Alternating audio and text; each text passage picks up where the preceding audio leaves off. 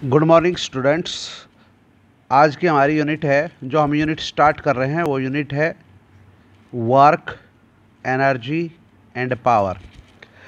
ये यूनिट आप पहले भी पढ़ चुके हैं, 9th क्लास में आप पहले भी पढ़ चुके होंगे। तो हम ये यूनिट स्टार्ट कर रहे हैं। इसका जो पहला टॉपिक है हम वो स्टार्ट कर रहे हैं। पहला टॉपिक है इसमें वर्क। तो वर्क क्या होता है हम ये देखें। देखो, work is said to be done by the force when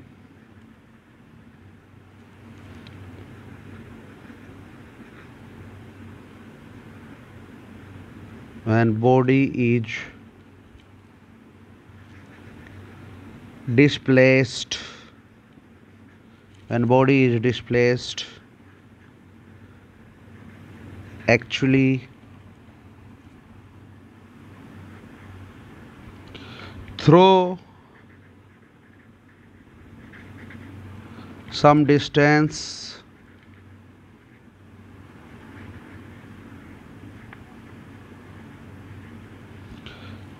in the direction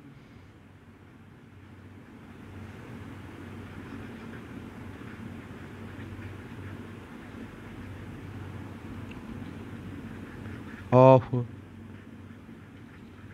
force applied.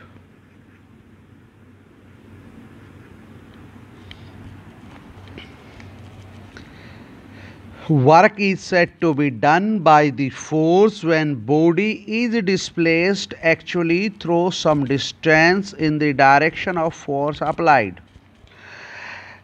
यानी हम कहेंगे कि फोर्स के द्वारा काम हुआ है,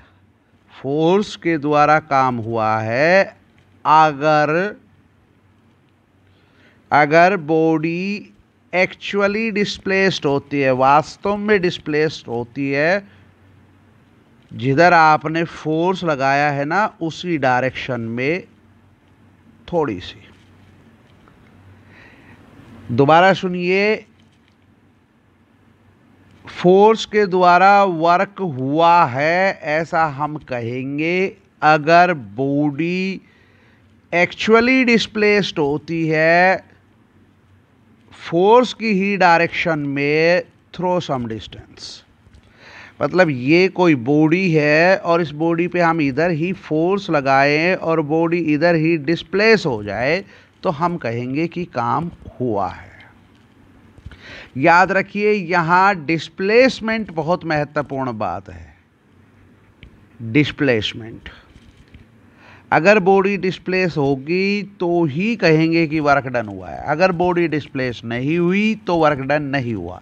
जैसे फॉर एग्जांपल इस पेपर पे मैं ऐसे फोर्स लगा रहा हूँ, मैं फोर्स तो लगा रहा हूँ पर ये बॉडी, ये पेपर डिस्प्लेस नहीं हो रहा है, तो मतलब वर्क डन नहीं हुआ। आप भले ही फोर्स लगाए लेकिन अगर डिस्प्लेसमेंट नहीं हुआ तो वर्क डन नहीं होगा।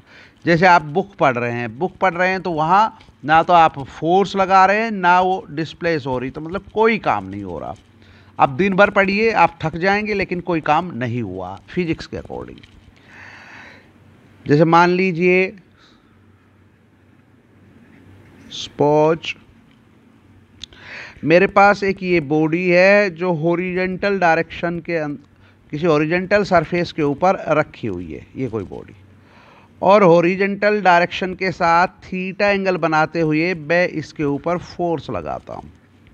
मैंने इस बॉडी पे फोर्स लगाया है, ऐसा नहीं है नहीं लगाया, मैंने इस बॉडी पे फोर्स लगाया है लेकिन हॉरिजॉन्टल डायरेक्शन में नहीं लगाया, उसके साथ थीटा एंगल बनाते हुए मैंने फोर्स लगाया। बॉडी डिस्प्लेस होके यहाँ आ गई।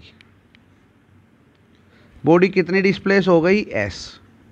अब यहाँ देखने वाली बात यह है कि बॉडी डिस्प्लेस हुई है इधर, फोर्स लग रहा था उधर, तो क्या हुआ है यहाँ पे? दरअसल क्या है कि देखो, जिधर फोर्स लग रहा था उधर तो बॉडी डिस्प्लेस हुई नहीं, फिर बॉडी डिस्प्लेस कैसे हुई?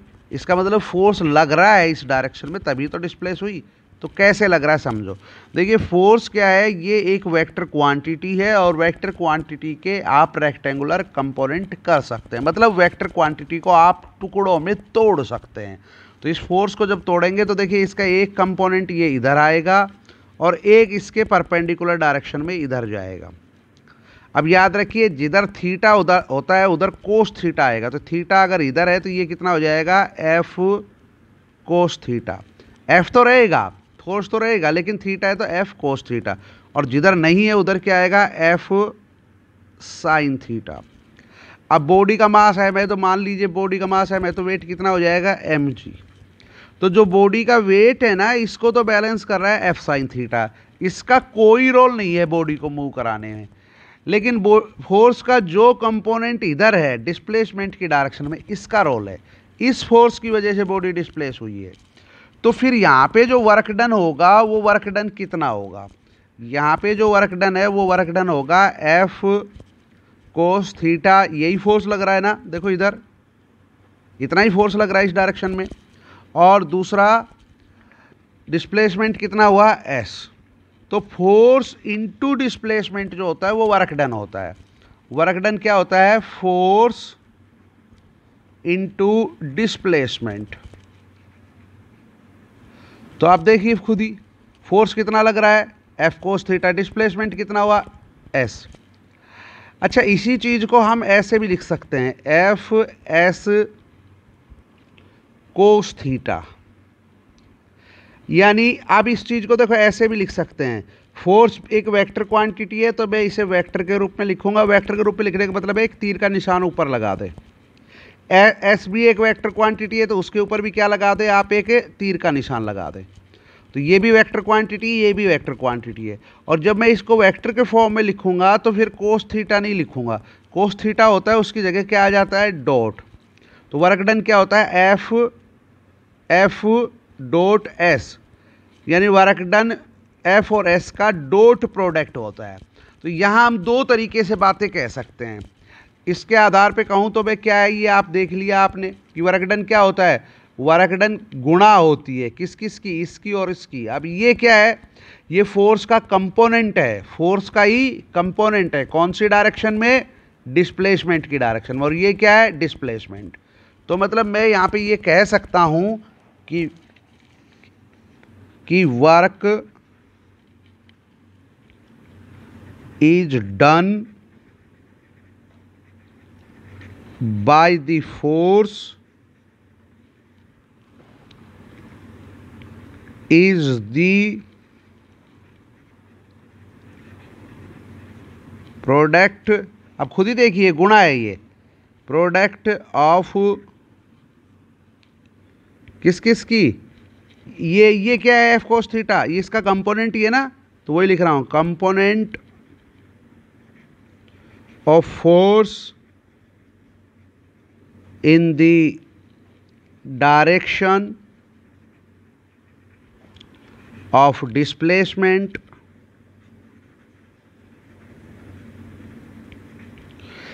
देखिए फोर्स के तो दो कंपोनेंट थे ना, एक ये था एक ये था, तो जो डायरेक्ट डिस्प्लेसमेंट की डायरेक्शन में कंपोनेंट है वही तो है ना ये, तो वही लिखा है मैंने कि वर्क डन क्या है, गुना है किस किस की, इसकी, component of force in the direction of displacement. और ये क्या है S and magnitude of displacement. अब मैं यहाँ आपको थोड़ा सा समझाऊं, देखिए दुनिया में जितनी भी क्वांटिटी है ना वो दो टाइप की, कोई भी क्वांटिटी हो वो दो टाइप की होती है, एक होती है स्केलर, एक होती है वेक्टर। स्केलर के पास केवल मैग्नीट्यूड होता है, बट वेक्टर के पास क्या होता है, मैग्नीट्यूड भी होगा और डायरेक्शन भी। तो कई बार हम केवल मैग्नीट्यूड लेते हैं, तो यहाँ मैं यही लिख रहा हूँ मैग्नीट्यूड ऑफ डिस्प्लेसमेंट, क्योंकि देखिए मैंने यहाँ पे एस के ऊपर वेक्टर का निशान तो नहीं लग रहा ना, वेक्टर का निशान नहीं लग रहा, तो क्या ये केवल मैग्नीट्यूड है। ये वैसे एक वेक्टर क्वांटिटी देखो यहाँ पे लिख दिया, लेकिन यहाँ निशान नहीं लग रहा, तो यहाँ इसका मतलब ये मैग्नीट्यूड लिया है। तो बहुत सिंपल है, वर्क हम क्या कहेंगे, फोर्स के द्वारा वर्क डन हुआ है वो किसके बराबर होता है, वो प्रोडक्ट होता है किस किस का, component of force in the direction of displacement and magnitude of displacement, जो कि यहां दिख रहा है। दूसरा हम ये भी कह सकते हैं, ठीक है, work done by the force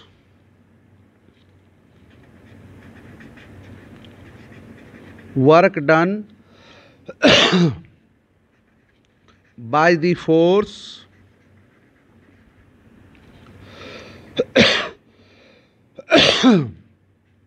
is the dot product, dot देखो डॉट लगाया हुआ है, डॉट प्रोडक्ट,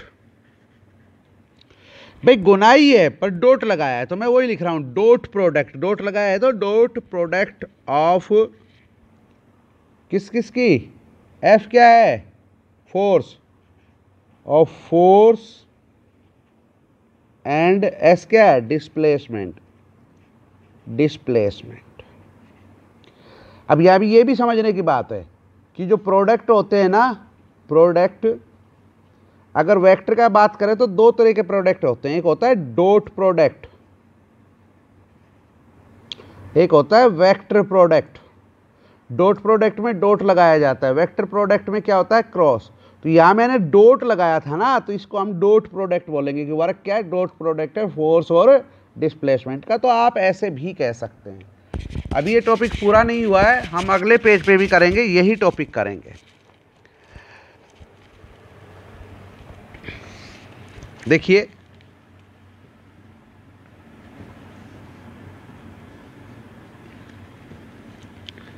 टॉपिक को 2-3 बार देखना, टॉपिक पहली बार हो रहा है तो पहली बार हो रहा है तो आपको थोड़ा कम ही समझ में आएगा, पर आ जाएगा धीरे धीरे करके। देखिए अब मैंने पहले ही कहा था कि भाई जो है फोर्स तो आपका क्या है, एक वेक्टर क्वांटिटी है, और वेक्टर क्वांटिटी जो होती है ना, वो वेक्टर क्वांटिटी क्या होती है, उनके तो कंपोनेंट होते हैं। तो ठीक है, यहाँ पे देखिए मैं रेक्टेंगुलर कंपोनेंट ले लेता हूँ,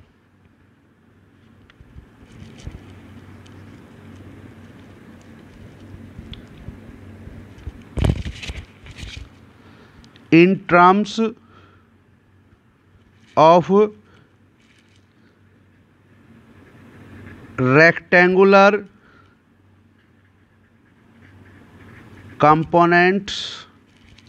तो देखिए फोर्स जो है इसके रेक्टेंगुलर कंपोनेंट क्या होगा, एक इसका कंपोनेंट होगा एफ एक्स, एक्स डायरेक्शन में, क्योंकि 3 डायरेक्शन होती है ना, X axis, Y axis, Z axis.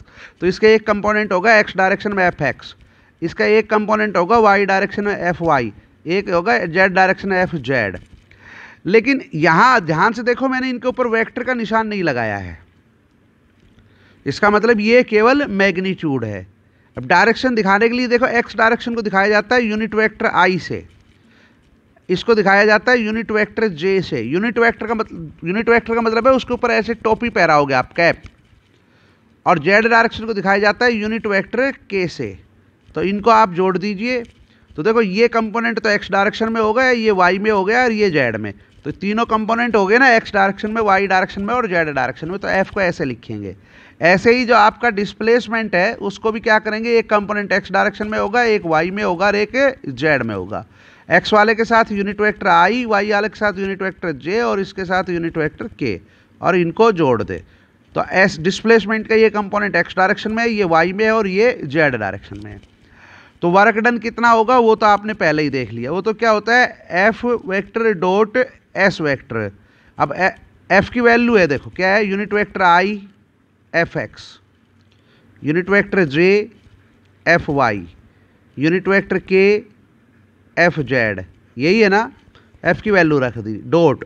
अब एस की वैल्यू रखो, unit vector I X, unit vector J Y, unit vector K Z.